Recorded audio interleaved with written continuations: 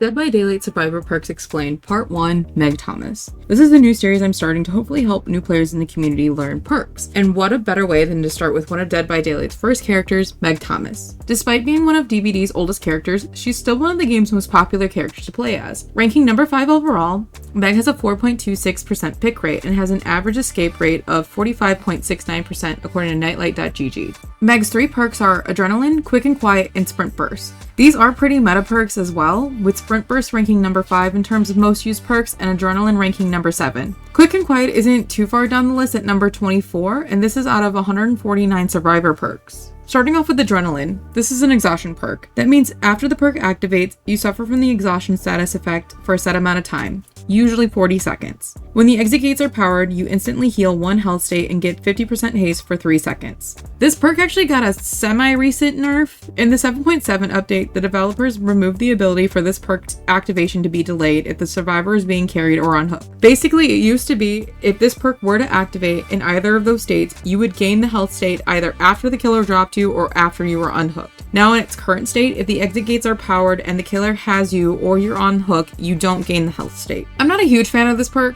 predominantly because you can't really control the trigger for it. Like, yeah, maybe some of the time you can choose to be the one who finishes the last generator, but especially with the 7.7 update, this perk became way too situational. I just don't like not having control of a perk's trigger, and the fact that it can be completely negated as a single-use perk just makes it not worth it to me. Also, whenever I use this perk, it predominantly triggers after the hatch is closed, and the stress of trying to open the door as the last survivor sucks when you don't have any perks to make it go faster. So this just isn't a perk I run, but I know plenty of players who get the value they want from it, hence why it's such a meta perk. I don't think it's a bad perk, it's just not a perk that fits my playstyle. Next is Quick and Quiet. Now this is a perk that fits my playstyle. If you were to fast vault a window, pallet, or when entering a locker, Quick and Quiet suppresses the loud noise notification and has a cooldown of 20 seconds. If you've seen this perk, it's probably been in combination with Head-On or Deception or even both. This is a really fun perk for losing killers in chase. It synergizes really well with a lot of perks. Like, my personal favorite build with this perk includes Finesse, Lithe, and Dance With Me. That way killers can't hear me vault, I get through the vaults quicker, and my scratch marks are hidden so the killer has a harder time tracking me. Overall, this perk is really easy to get value out of and just pairs well with a lot of other perks. Finally, there's Sprint Burst. Again, not a perk I love, but for the opposite reason of Adrenaline. It procs too much for me, and it's too much work to get good value out of it. Sprint Burst gives you 50% haste for 3 seconds and leaves you exhausted for 40 seconds. The reason I don't love this perk is because I love running around the map. Players who are really good with Sprint Burst get really good at 99ing the perk's exhaustion status, so if they come across a killer, they can use that haste to get a jumpstart in the chase. And again, this is just a personal opinion, but for me, that is more work than I want to do to get value out of a perk. But it is a really solid strategy if you have the patience to master it. Those are Meg's 3 perks. Which one's your favorite? Is there a specific survivor you want to see covered next in the series? Let me know in the comments, and don't forget to like and subscribe so I can bring you more Dead by Daylight content.